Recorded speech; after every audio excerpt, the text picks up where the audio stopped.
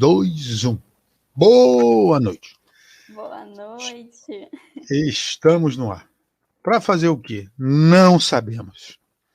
Mas sabemos que vamos encerrar hoje mais uma temporada, e essa especial, dedicada, né, ao mês das vocações.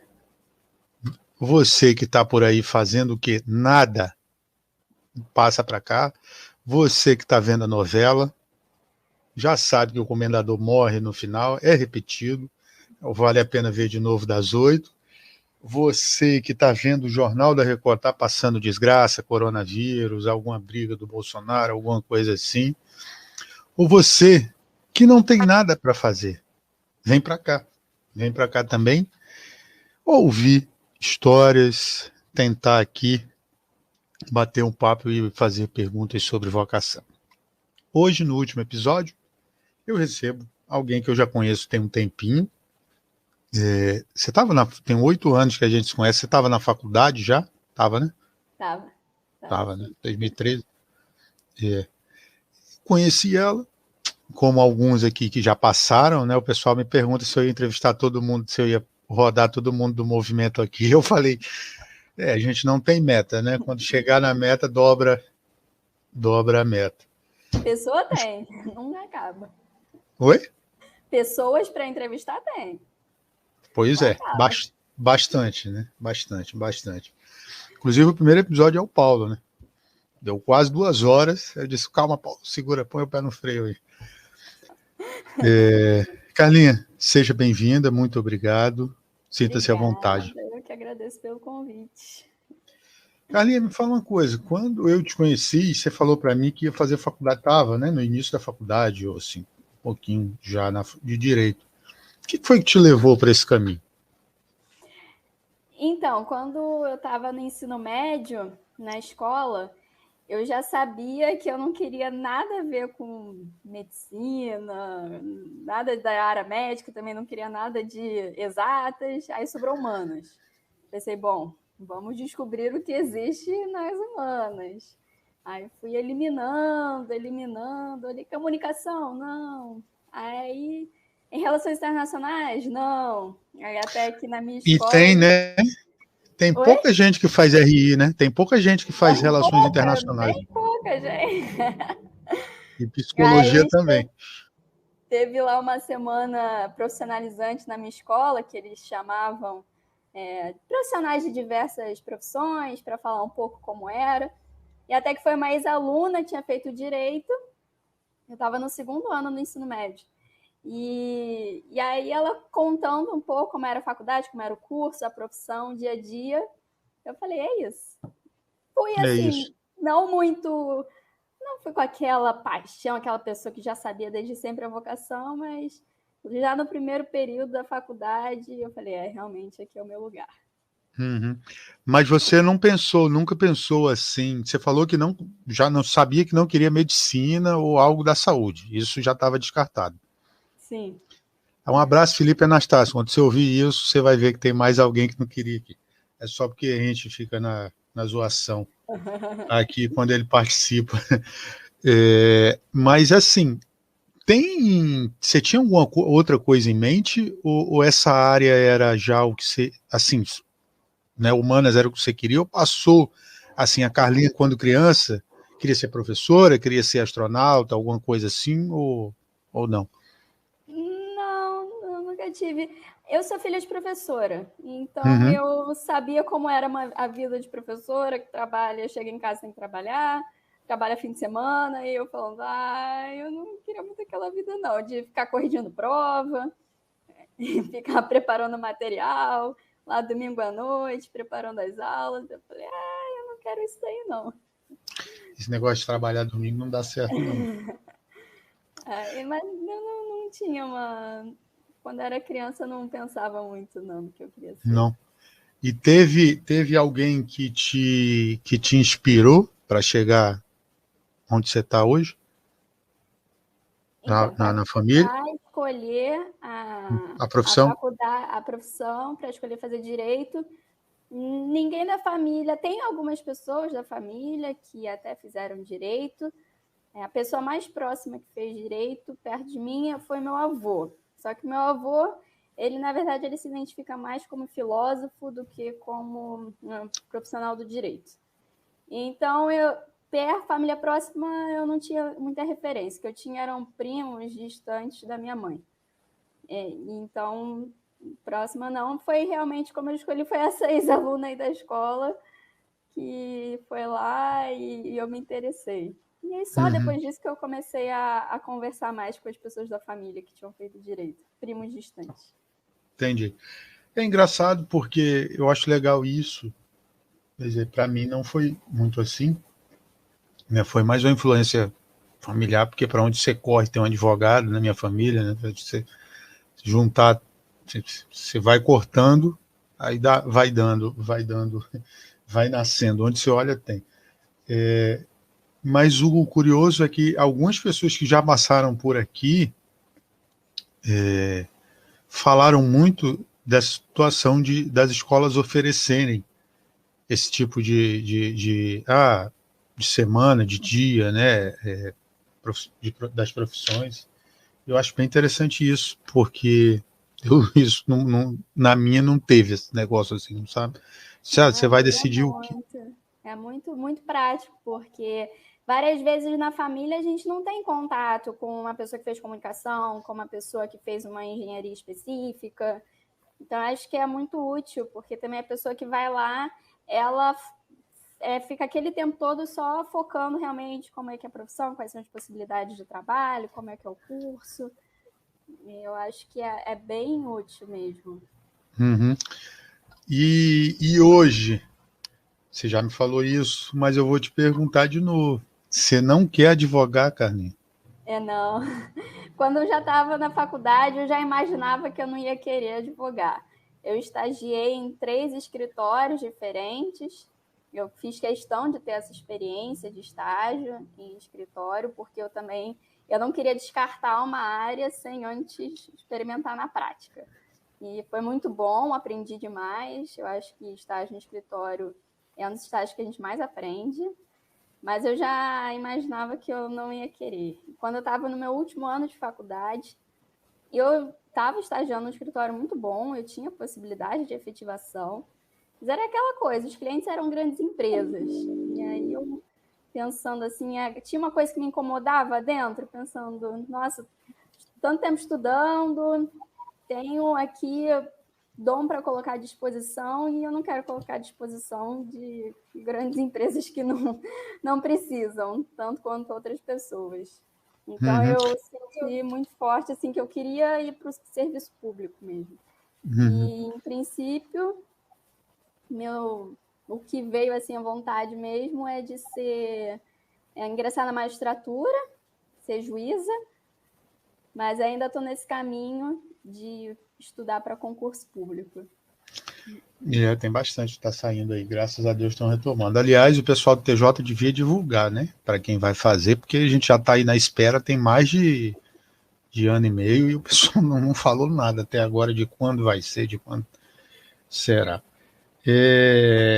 Você chegou a exercer alguma coisa assim? Tipo, família, cara, faz isso para mim, né? Sempre tem um advogado médico, profissional de TI, né? Te encontra e sempre tem alguém que te pede alguma coisa para fazer. Você chegou a exercer de fato ou não? Já pegou e pouco. Sim, assim que eu saí da faculdade, eu já comecei a estudar para concurso, mas eu tirei sim a carteira do OAB, porque eu também precisava começar a prática para contar como ano de prática, porque o concurso que eu quero tem que ter no mínimo 3 anos de prática jurídica.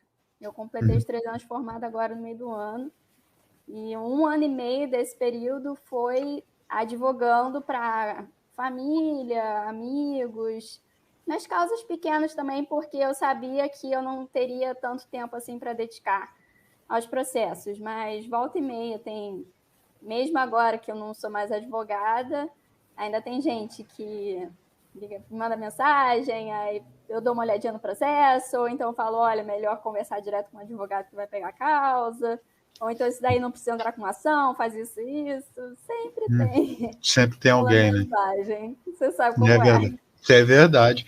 Aliás, eu sei como é nas duas coisas, porque as pessoas, por exemplo, quando eu terminei de fazer TI, a galera chegava e assim, TI tem várias ramificações. Eu fiz um curso, né, faculdade de redes de computador, mas a galera acha que o negócio é só formatar computador, né? Então, o que recebia de gente pedindo para eu formatar computador. Aí depois que eu fui fazer direito, você está no primeiro período, a pessoa já te pergunta, vem cá, eu posso processar fulano de tal? Ele me chamou de feio. Eu disse, nossa senhora, calma, não é assim. Sempre tem alguém que te pergunta, sempre tem alguém que te faz esse tipo de indagação. O quão importante assim foi, por exemplo, o nosso carisma para você escolher o que você ia seguir? Então, eu comentei que eu estava estagiando no escritório e eu sentia muito forte dentro de mim, né, que eu não queria. E, na verdade, quando eu tive essa revelação, vamos dizer assim, foi justamente um retiro do Movimentos Populares, num centro de encontros que tem em São Paulo, no interior de São Paulo, se chama Centro Mariápolis de Nita. E estava tendo um encontro para conhecer um pouco mais a vocação dos leigos consagrados dentro do Movimentos Populares. E era um momento de mais meditação pessoal, que a gente chama um momento de deserto, para cada um fazer realmente entrar em união com Deus. E nesse momento era para pensar talvez em vocação, e acabou que Deus me levou a refletir sobre a minha vocação profissional. E foi nesse momento que eu senti muito forte que eu queria realmente me dedicar ao serviço público e que eu não queria seguir, de fato, um caminho de advogada na iniciativa privada. E também foi nesse momento que eu sentia que Deus me chamava mesmo para, naquela época, né, para ser juíza. Agora eu entreguei nas mãos de Deus, vamos ver aí quais são os planos que Deus reserva para mim. Mas naquela época eu tinha acabado também de sair de um estágio em um gabinete foi então que eu trabalhei de perto. Por acaso, o Gabriel também estagiou com a mesma juíza, na mesma vara. As mesmas pessoas, pois é. Então, você sabe muito bem, assim, que a gente vê de perto, quando a gente estagia no gabinete, a gente vê de perto as mazelas do Poder Judiciário. Infelizmente, tem muitos problemas e eu pensei, eu quero entrar ali para fazer a minha parte, para ser um instrumento do amor de Deus naquele ambiente. Vamos ver se vai dar certo. Vamos ver. Não, vai dar sim, com certeza. Inclusive, a palavra-chave que eu vou pôr aqui é 19ª, né? Exatamente. Vou botar aqui na pesquisa do YouTube, aqui a gente põe aqui 19ª que o pessoal vai achar.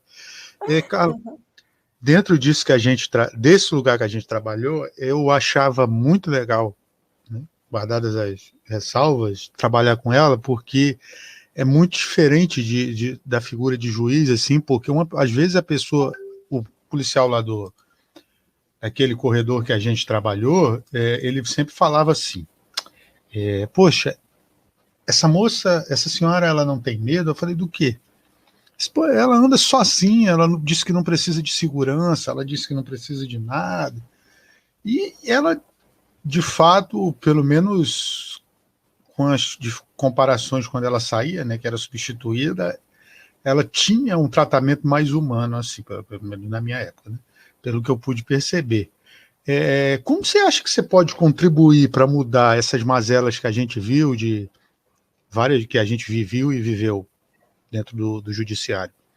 Eu acho que você tocou num ponto bem importante, essa questão do tratamento. Eu acho que tudo começa a tratar cada pessoa mesmo como um ser humano em si. E todo mundo de forma igual, né? Era uma vara criminal, então a gente lidava lá nas audiências tanto com os policiais quanto com os réus, e muitos réus presos. E eu fazia questão de tratar todos exatamente igual. Eu acho que começa assim, das coisas mais simples. Até aquele policial, eu não sei se era o mesmo, policial que ficava no corredor, ele era muito simpático, ele me chamava de risadinha. E E realmente eu percebi isso também na juíza, ela tinha esse trato muito humano. Eu acho que começa por aí. E a partir disso é ter realmente um cuidado com cada processo, não olhar o processo como mais uma meta a ser cumprida, tem que ter esse número X de decisões por mês. Dá uma atenção diferenciada. Eu fiquei poucos meses no gabinete. E eu fazia também, além das audiências, eu fazia as minutas das sentenças. Uhum. Imagino que você também fizesse isso. Uhum. E eu procurava, assim, dar realmente essa atenção, analisar direitinho as provas, para ver o lado de cada parte, para ver o processo não como uma meta a ser cumprida, um número que vai entrar nas estatísticas de decisões, mas analisar mesmo, pensar que tem vidas por trás daquilo. Eu acho que Uhum. E você pegou alguma experiência que te marcou, assim, que você lembra? Você pode falar, né? No caso, às vezes não pode. A gente sabe que tem algumas restrições, mas alguma coisa que você leva como lição? acho que teve 2 processos especificamente que eu vi que não tinha tanta prova assim para uma condenação. E eu tive um cuidado muito grande com esses processos para conversar primeiro com o secretário da juíza, e um deles ele realmente viu, ele falou, não, de fato aqui não tinha provas, assim. Então, era um detalhe que se você não desse muita atenção ia passar completamente despercebido, porque era um erro que tinha vindo desde a fase de inquérito e que foi carregada para a fase judicial. Uhum. Então, eu lembro que teve esse caso específico. E tem também casos mais específicos que eu realmente não posso comentar, que eram casos muito mais sensíveis, envolvendo, felizmente, estupro. São crimes muito complicados, audiências muito difíceis de fazer, mas aquilo também é uma experiência humana muito forte. Muito forte. Te pediram para sair da sala alguma vez já, nesses casos? Não. Eu não tive nenhum caso que eu tive que sair da sala, mas a gente já, mais uma vez, a gente fez aquele esquema de audiência que a vítima ela não está dentro da sala. Estava com um psicólogo, um assistente social em outro lugar. Eu prefiro não comentar muito mais. É verdade. Não, os que mais me tocaram, além desses, que a gente também não pode, enfim, falar, mas foram os de, às vezes, caía algum acidente de trânsito, assim, enfim. Era bem complicado. As pessoas olham para a profissão, né, para a área que a gente segue, e às vezes olham com um pouco de, não sei se de preconceito, mas tem uma visão um pouco deturpada de que quem está no direito só tá para ganhar dinheiro, né? Embora não seja assim, porque eu não vi ainda, né? Esses cifrões baterem na conta, mas o que você acha que pode se fazer para mudar essa visão? Por exemplo, ter esse lado mais humano, olhar, porque como você falou, né, da questão das empresas, você viu, poxa, aqui eu não vou contribuir com nada e eles não estão precisando.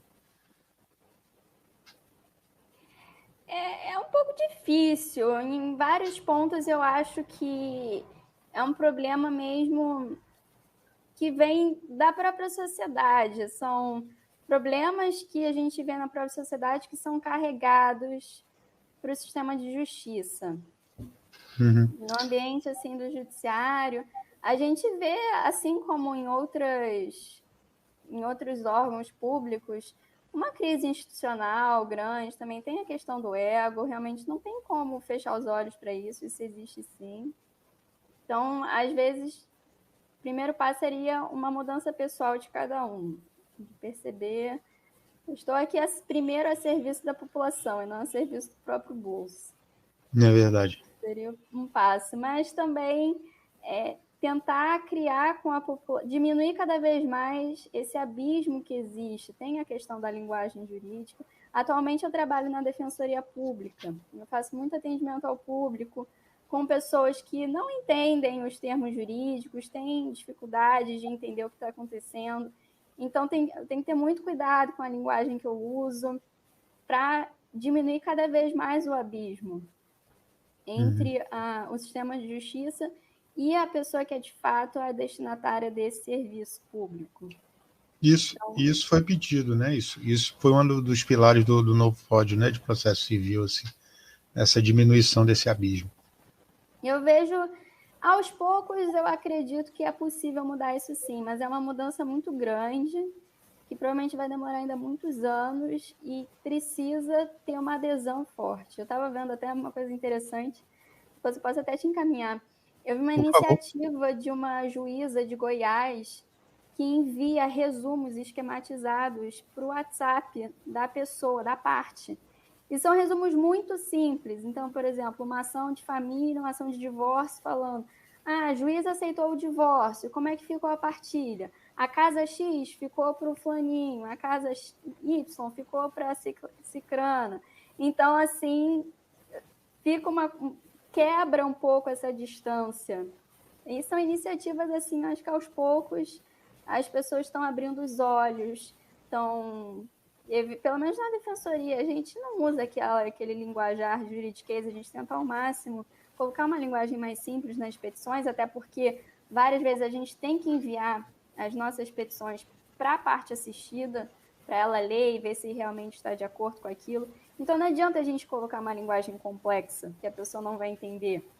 Então a gente tem que fazer de um jeito que a pessoa entenda.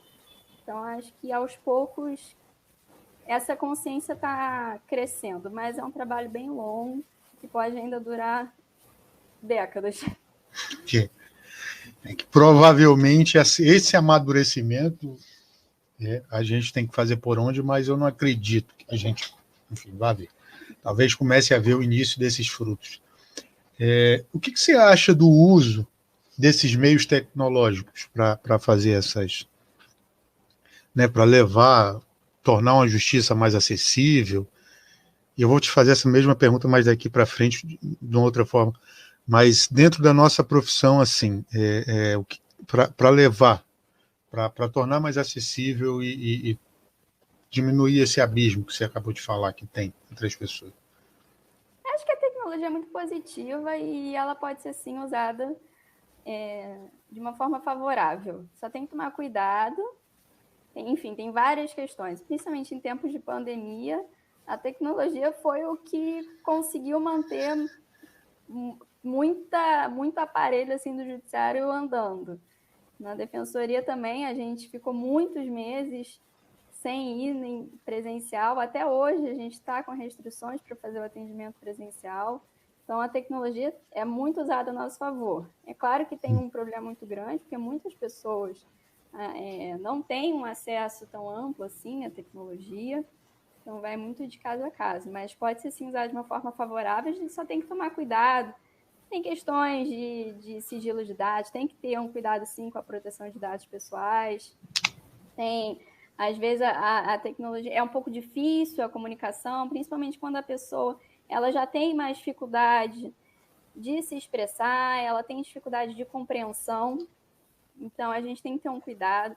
Tem alguns casos que não tem como a gente resolver só por uma troca de mensagens ou troca de e-mails. Mas, na medida do possível, a tecnologia, acho que sim, ela pode ajudar bastante a melhorar esse acesso à justiça. Karine, você falou, a gente está falando um pouco da vocação profissional, aí eu vou te perguntar um pouco, assim, já do lado espiritual da Carla. Você falou que já a gente, no movimento, quando a gente está nesse discernimento, né, tirando algumas pessoas que foram agraciadas com o sopro do Espírito Santo, né, indo comprar leite, eu até brinquei no último Encontros Possíveis que foi online, o pessoal me perguntou no grupo, né, e aí, Gabriel, você já decidiu? Eu falei, olha, eu estou indo comprar leite, né? Passei aí a pé agora, porque de carro eu não estava conseguindo ouvir, Mas, assim, eu já tenho o que eu quero, só que eu queria confirmação, né? Ainda não ouvi, estou indo agora a pé, que é para ver se consigo. Cara, você, na preparação, me falou que vai casar no que vem, né? Inclusive, um abraço, Manu. Mas nunca te passou pela cabeça, antes de você definir, né, outros caminhos, como de leigo celibatário, consagrado, enfim, entrar para Já alguma passou ordem? assim Já? pela cabeça. Entrar numa ordem, não. O que já passou pela minha cabeça é justamente entrar para o focolário, como leiga consagrada. Mas foi um período até de uma dúvida assim grande. Eu não estava entendendo direito o que Deus queria de mim. Eu ficava pensando, caramba, será que eu sentia que Deus queria que eu desse tudo para Ele e eu não estava entendendo o que era dar esse tudo. E eu conversei com algumas pessoas também que passaram pela mesma dúvida ou ainda estavam também no processo de dúvida. Mas o que eu acabei entendendo no final era só um chamado, não só um chamado, não, era um chamado para Deus, assim, que independentemente da vocação que a gente escolha, do caminho que a gente siga, a primeira escolha sempre vai ser Deus. Não importa se é na consagração, como religioso, ou então como no matrimônio. Então eu entendi que Deus me chamava era para eu dar esse sim a Ele. E o resto vem como consequência. Uhum. E qual foi o clique para você entender que não era esse caminho e sim o matrimônio? Não que tenha, óbvio que o discernimento ele vai crescendo ao longo do tempo, né? Não existe um negócio como a Fátima, né, falou para mim já quando eu perguntei para ela. Não existe isso de pá, eu estou andando aqui, caiu uma resposta, né? Uma cartinha, um e-mail, né? Deus não manda isso, um zap, para a gente dizer, não, você vai ser isso, eu quero que você seja isso. Ele vai te amadurecendo ao longo do tempo. Mas existiu algum momento que você entendeu assim que, não, o meu sim a Deus vai ser dado nesse caminho? Não foi um momento específico, não. Foi um processo mesmo gradativo. Cada vez mais, assim, em pequenos momentos, ou quando eu estava junto com o meu noivo, agora meu noivo, ou então quando eu estava rezando sozinha ou na missa, eu ia entendendo cada vez mais essa confirmação de Deus que realmente o caminho era o matrimônio, Deus me chamava para isso. Mas eu não saberia dizer, não teve um momento Não teve um específico, momento. não. E os belos exemplos que você tem te ajudaram nesse caminho? Seus Com pais, certeza. suas irmãs? Com certeza, sim. É muito importante na minha família, meus pais, também meus avós. Graças a Deus eu tenho ainda meus 4 avós vivos. Também? Sim. Que massa, que massa. E dos dois Bom. lados, né? Meus avós paternos fizeram 70 anos de casados esse ano. Mentira, sério? Eu estava Boda de comentando. vinho, não Cara, eu sabia não sabia. descobrir. Porque os meus maternos ficaram 40 anos casados, se separaram, mas enfim, tem uma relação 40 tranquila. anos é Rubi.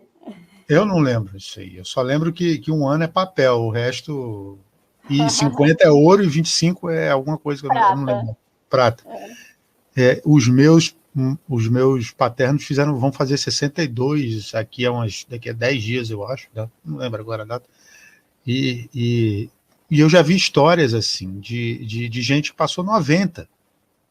Não, Cara, 90 anos de casado, não. Não, eu não é tô falando possível. sério, eu vi num documentário Mas aí faz a Discovery. conta. A pessoa se casou de Casaram quê? Com com 20? 18 e tinham 108. Gente, É. os dois, porque assim, os dois têm que chegar vivos. Agora eu acho que eles não estão mais, não, mas pelo menos um, né? Mas enfim, ele contando como é que foi, né, e tal. Acho que foi uma série. Eu vi isso numa série do Fantástico depois de um documentário que passou Não, desses eles estão canais. no Guinness, que não é possível. É sério, eu vi isso, cara, eu não acreditei. Isso foi antes dos meus avós fazerem até 50, porque eu achava 50 assim. Ó, pô, como é que a pessoa fica 50 anos junto com uma outra? Aí fizeram 60,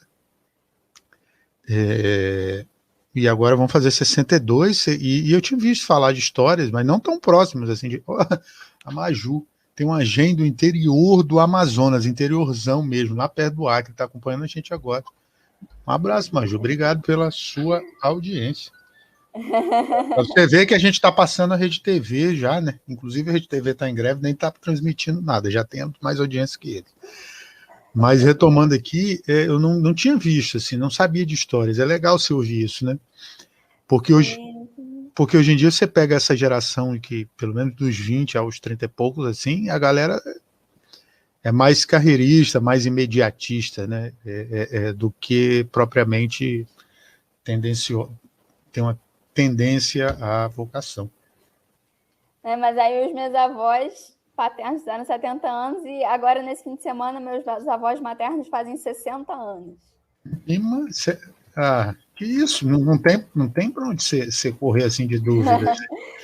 Pois é, não, eu tenho bons exemplos também na família, tios, primos, as minhas irmãs, meus pais, também do lado do meu noivo também, né, a família, enfim, os irmãos dele, os pais deles, enfim, a gente tem exemplos assim de matrimônios, pessoas realmente trabalham juntos como casal, amadurecem a relação, então isso também com certeza ajuda bastante no discernimento. Uhum. E que conselho você daria para alguém mais novo que você, trazendo para a nossa linguagem para um Gen 4, para um Gen 3?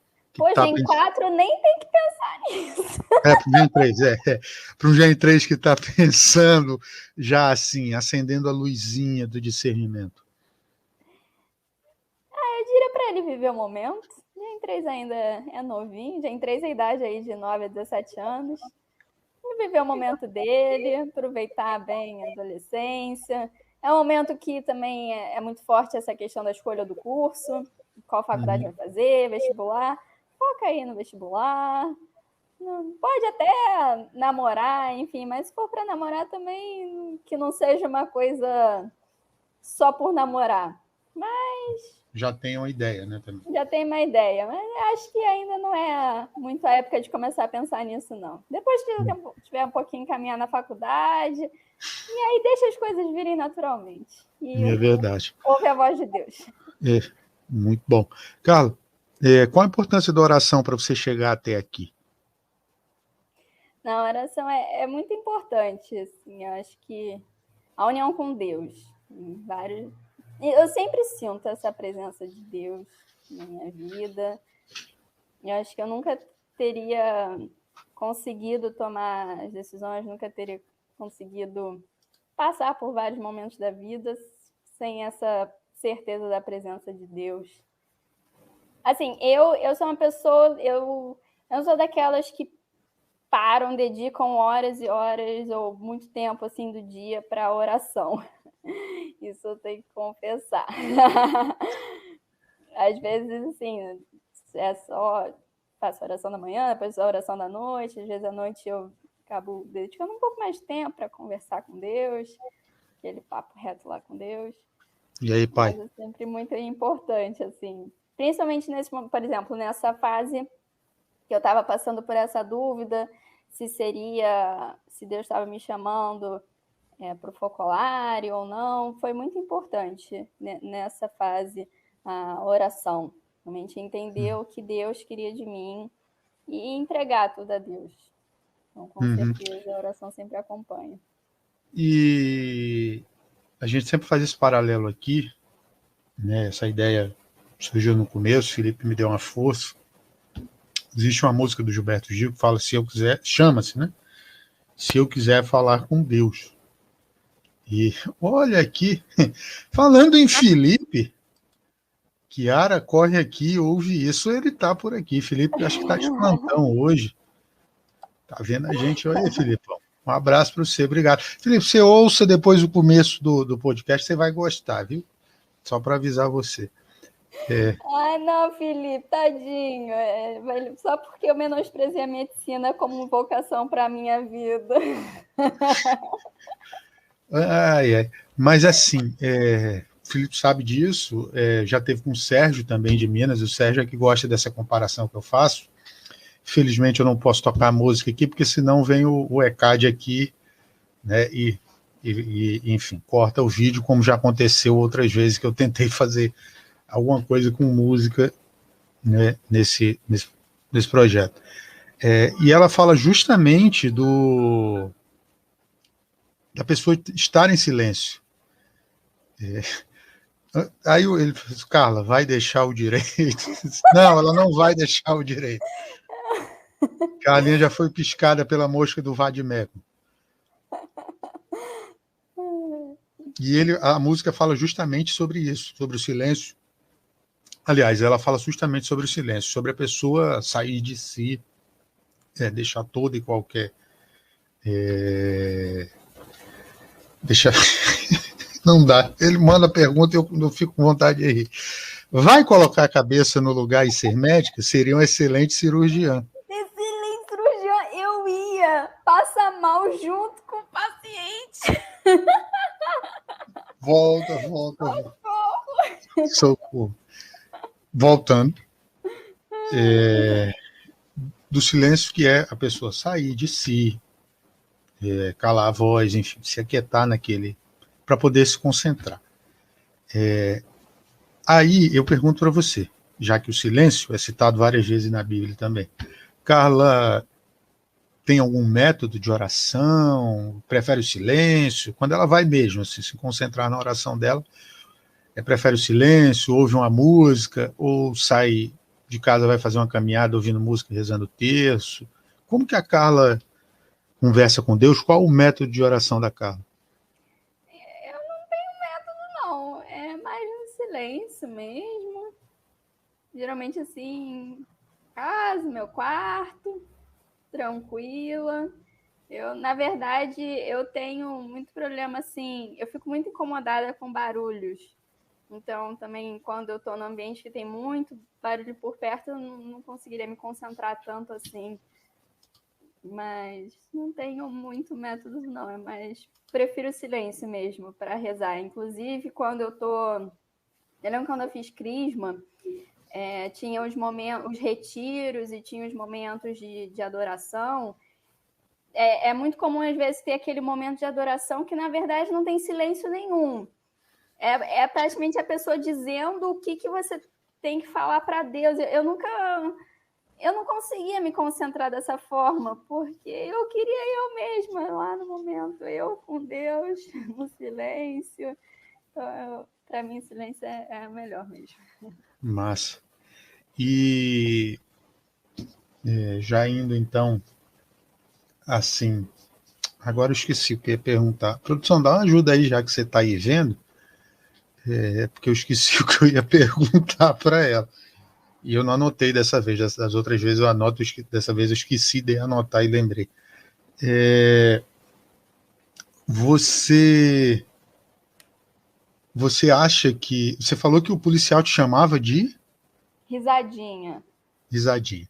Eu fiz uma pesquisa aqui, cara, só para poder fazer as perguntas. Sempre que eu vou chamar alguém, a gente procura saber a opinião de quem conhece antes, quando dá, né, quando eu conheço a pessoa, obviamente a gente tem conhecido.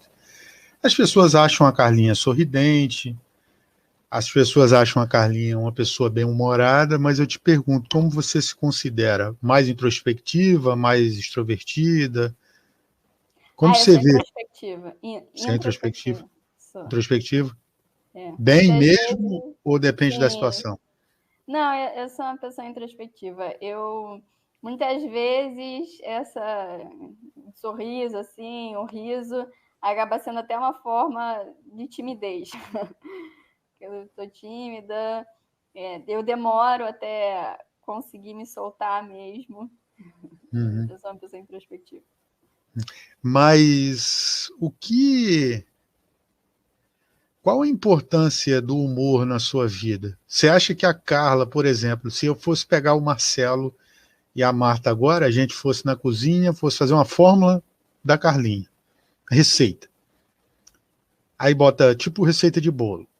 Ovos, açúcar, farinha, mais leite.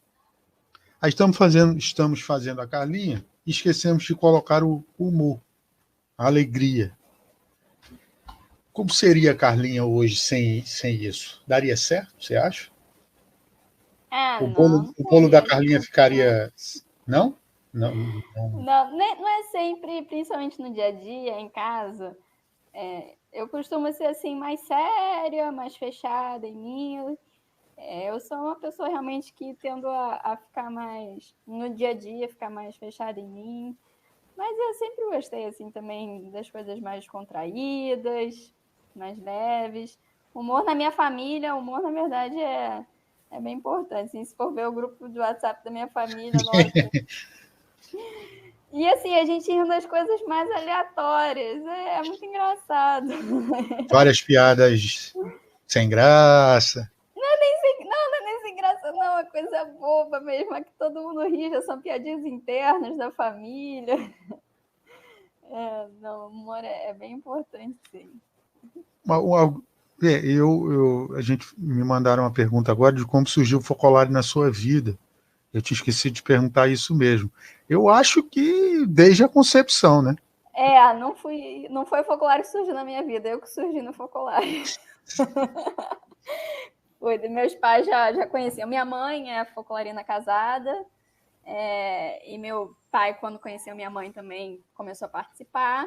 Então, eu e minhas irmãs, quando a gente nasceu, eles já participavam no movimento. Já nasceu dizendo uno, né? Não chorou. Disse toda unidade para o médico, né? Eu te pergunto isso, te perguntei do bom humor, porque essa é uma das... Tá, né, tendo o nome aí do podcast. E esse é um, assim, dos pilares que a gente sempre conversa aqui, né? Quando eu estava pensando nisso, né? Essa ideia do podcast surgiu do que a gente fazia no trem, no final do trem de segunda, que Deus o tenha. Enfim, descanse em paz. E aí eu falei, cara, eu vou levar porque eu nunca vi isso e tal, mas o que eu posso fazer? Aí eu lembrei do humor, etc. E, enfim, era um dia que eu acho que era dia de São Felipe Neri, que é o padroeiro dos comediantes. Aí fui pesquisar alguma coisa, eu já tinha lido muito sobre São João 23, que é o papa mais engraçado da história, né? E aí em uma conversa com não lembro se foi o Felipe, depois você me lembra, não lembro quem foi agora, eu decidi colocar isso, né? Até o Felipe estava falando para mim algumas frases no episódio dele, depois quem quiser assistir tá aí, né? Como uma que Chiara disse que o sorriso é o distintivo de um gênio. Felipe, tá, acertei, porque eu sempre pergunto essa frase e não me lembro. É isso mesmo. Pois é, e o Papa Francisco vem falando isso muito nas homilias dele, da alegria ser a identidade de um cristão. As pessoas olham para a gente, que atua de alguma forma ligada à igreja, e dizem assim, eu não sei se você já passou por isso. Nossa, ninguém pode falar isso perto dele. Ninguém pode... Ele não bebe. Quando eu disse que eu não bebi, todo mundo... com aquela cara assim, será que é porque ele é da igreja? Será que não sei o quê? Tem uma seriedade, né? E a gente tem bons exemplos assim, de bom humor, né? João Paulo II, a gente teve Chiara, por isso que eu te pergunto sobre o humor, você falou, né? Eu te perguntado do exemplo, mas você falou do grupo da família, né? Da convivência com a galera assim. Só um parênteses aí, você falou do Papa Francisco, ele esse ano, ele estava falando lá para pessoas de movimento, e aí ele comentou que, como é que é? Existem, acho que 3 ou 4 mistérios, assim. Um deles era por que as pessoas de movimentos focolares estão sempre sorrindo. Você sabe que há um tempo atrás, o padre me perguntou isso, o pároco da paróquia que eu era catequista aqui e frequenta aqui no Rio.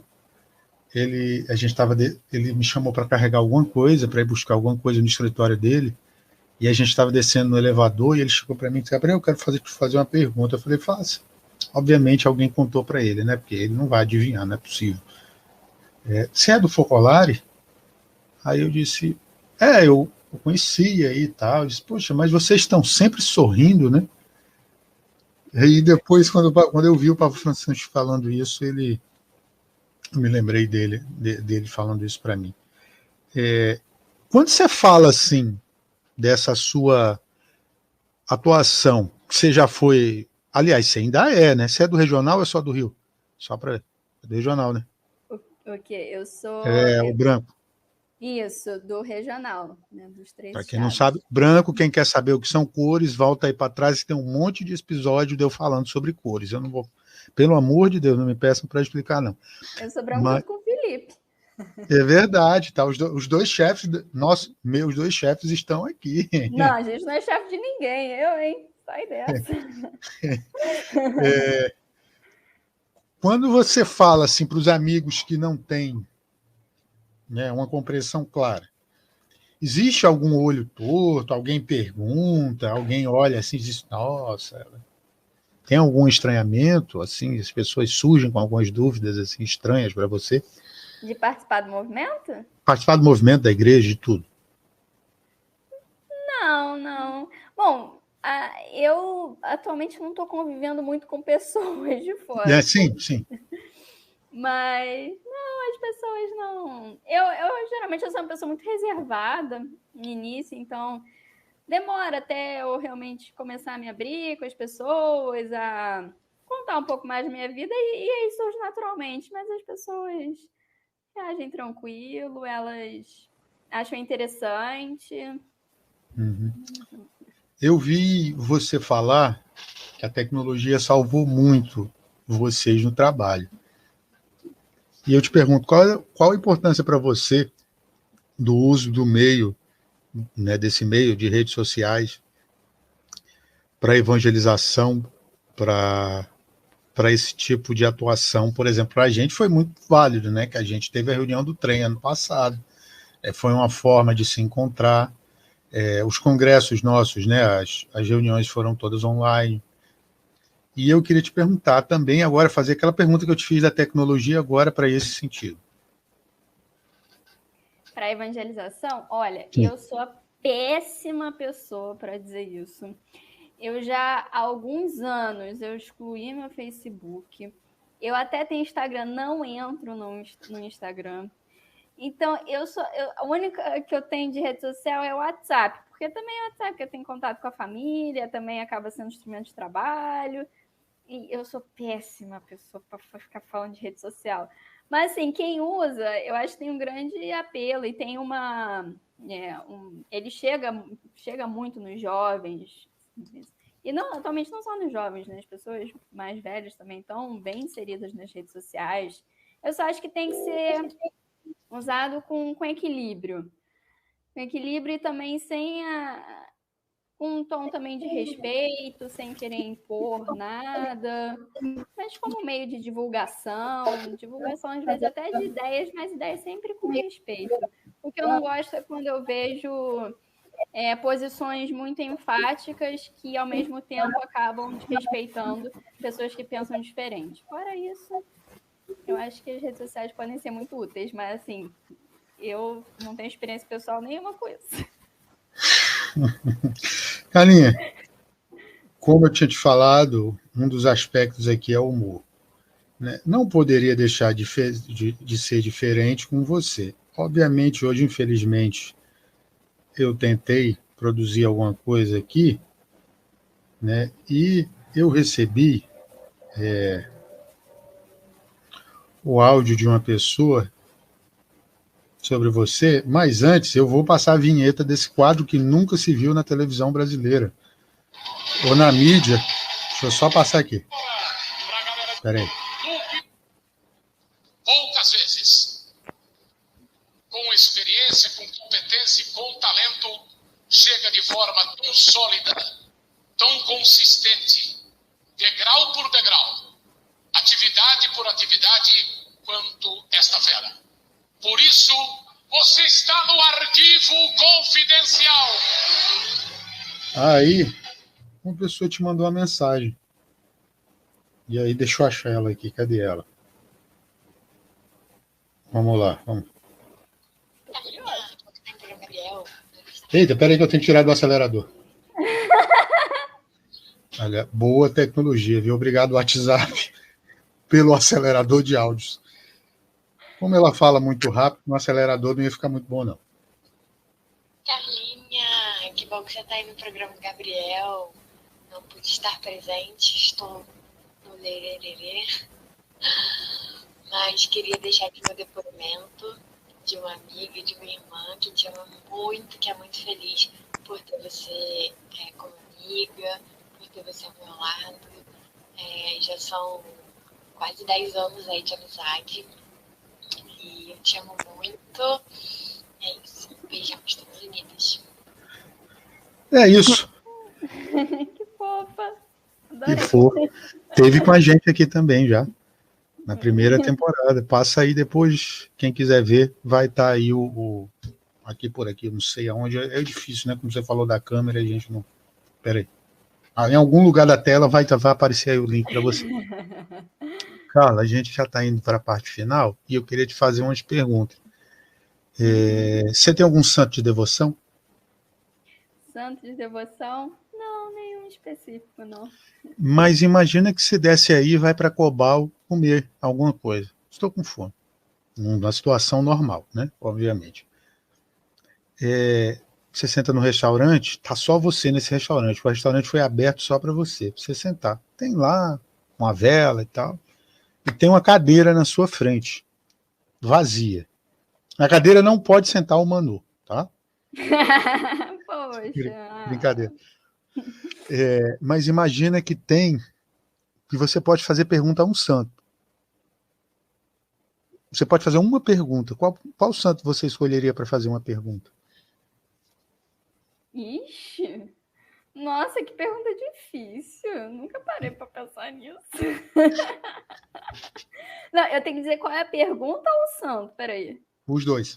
Os dois? Você tem que escolher um santo e fazer uma pergunta. Qual pergunta você faria para ele? Mas esse tipo de pergunta você tinha que ter me dito antes, porque eu não faço a menor ideia. Esqueci de falar isso, desculpa, eu passo às vezes, mas esqueci. Não, tranquilo. Deixa eu pensar. Eu acho que a pergunta... Não precisa ter o título de santo de fato, pode estar num processo, para te ajudar, pode estar num processo de canonização, aí, beatificação, pode ser Jesus, como o Felipe acabou de dizer aqui também. Tá, vai. Não sei, eu acho que eu ia perguntar alguma coisa relacionada, não consegui formular a pergunta aqui na cabeça direito, mas eu perguntaria alguma coisa relacionada a momentos de dificuldade, principalmente. Momentos de dificuldade na vida, pode ser ou uma dúvida de fé, ou uma dificuldade, circunstâncias da vida mesmo. E aí o santo, todo santo passa por dificuldade, né? Então acho que qualquer santo ia ter uma resposta bonitinha para dar. Eu pensei que era Lúbic, pensei que era Lúcia, pensei em Nossa Senhora. Você sabe que falando em Chiara, para só te dar um exemplo dessa pergunta, a Chiarinha de Rio das Ostras, Rio das Ostras eu não lembro agora, ela teve aqui também, quando eu abri só para essa galera geração Z, né? E aí a Chiarinha teve aqui, ela falou que a pergunta que ela faria era para Nossa Senhora sobre dificuldades, sobre como foi uma mãe ver o seu filho, né, sabendo que o seu filho já ia passar pelo que passou, se entregar ao projeto. Saindo então o santo, Carlinha, entra a Carlinha, que estava ainda decidindo a vocação. Você daria algum conselho para essa Carlinha, de 10 anos atrás? Olha, a Carla de 10 anos atrás não tinha dúvida nenhuma, nem pensava em questão de vocação.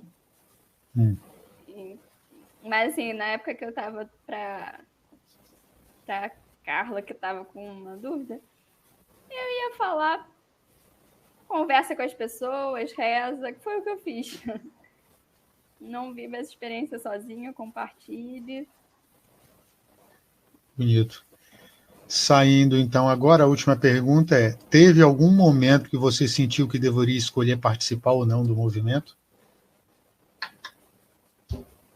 Teve momento, como eu participo desde que eu nasci, no início, quando a gente é pequenininho, a gente vai para os eventos porque os nossos pais levam.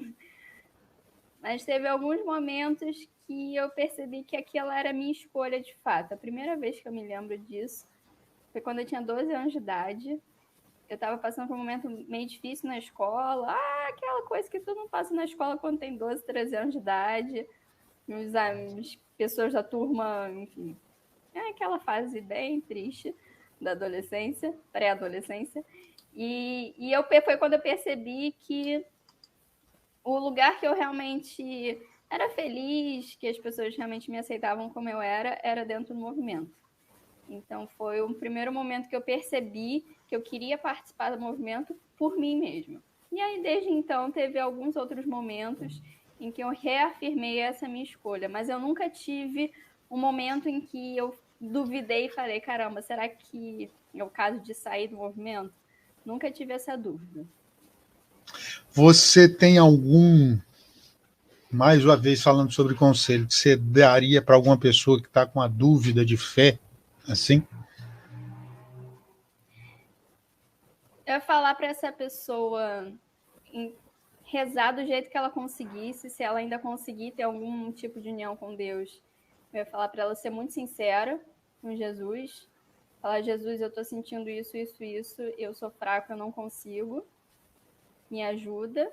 E eu também ia falar para essa pessoa não viver isso sozinha, para buscar alguém de confiança, que nessas horas, quando alguém está com uma dúvida de fé, as pessoas perto vão ter aquela fé redobrada e também vão rezar por aquela pessoa. Vão te ajudar. Você sabe que você está falando isso, eu lembrei, dia 20 de agosto tem esse livro de meditação diária da editora Voz, e a meditação do dia 20 de agosto é isso. Escolha entre mim o seu conselheiro. Não queira caminhar sempre sozinho, sem abrir o seu coração. Tem mais, tá? Alguém que possa reanimar. Frei Patrício, eu não sei falar o nome, o resto do nome dele, mas ele fala sobre isso. Chegamos então ao final, quase uma hora. Né? Da frente de alguns episódios é pouco, mas isso, o que vale é a experiência que colhe. Eu queria te agradecer. É o poder de síntese, isso que importa. Isso. Assim, né? No mundo do direito, o pessoal acha que é prolixo, mas é importante assim, sim, ter esse poder de síntese. Exatamente, tudo fundamentado, bem fundamentado, de acordo com o novo código. Muito obrigado por ter aceito participar dessa última, ter encerrado a temporada com a gente aqui. Obrigado, produção, por ter estado me ajudando aqui, lembrando das algumas perguntas. Está falando que Carlinha é uma agente super bem formada, até é verdade, Carlinha é a nossa referência. Gente, pega outra pessoa como referência, é meu conselho. Obrigado, que Deus te abençoe nesse caminho e espero que essa pandemia passe para a gente poder se rever logo. Tem outro comentário. Olha a Val lá de BH, está aqui com a gente. Val, queremos você aqui, hein, Val? Vamos esperar aí para outubro você aparece aqui quando a gente voltar. Beleza, próximo. Val, É porque tem uns médicos prolixos. Tem muito médico prolixo mesmo. Mas é isso, Carla. Obrigado. Que Deus te abençoe e que a gente, enfim, possa se rever aí tão logo passe isso tudo. E mandar um recado para o pessoal: vacinem-se. Vocês que não estão tomando a segunda dose, deixem de besteira e vão no posto. Muito obrigada. Eu que agradeço também, gente. Boa noite aí para todos. Então, antes da gente encerrar, a Bia também falou. A Bia é uma amiga que já esteve no trem. E o Felipe falou, Carla Conselheira, hashtag. A gente faz uma oração, Pai Nosso e Ave Maria, nas intenções do nosso querido Chico. Então vamos lá, começar. Você puxa e eu completo. Por favor, faça as honras, a palavra é sua. Pai nosso que estás no céu, santificado seja o vosso nome, venha a nós o vosso reino, seja feita a vossa vontade, assim na terra como no céu. O pão nosso de cada dia nos dai hoje, perdoai-nos as nossas ofensas, assim como nós perdoamos a quem nos tem ofendido. E não nos deixeis cair em tentação, mas livrai-nos do mal. Amém. Ave Maria, cheia de graça, o Senhor é convosco, bendita sois vós entre as mulheres, e bendito é o fruto do vosso ventre, Jesus. Santa Maria, Mãe de Deus, rogai por nós, pecadores, agora e na hora de nossa morte. Amém. Maria, Mãe da Unidade, rogai por nós. É isso, gente. Muito obrigado. Até a volta. Um grande abraço, beijo e tchau. Tchau, tchau.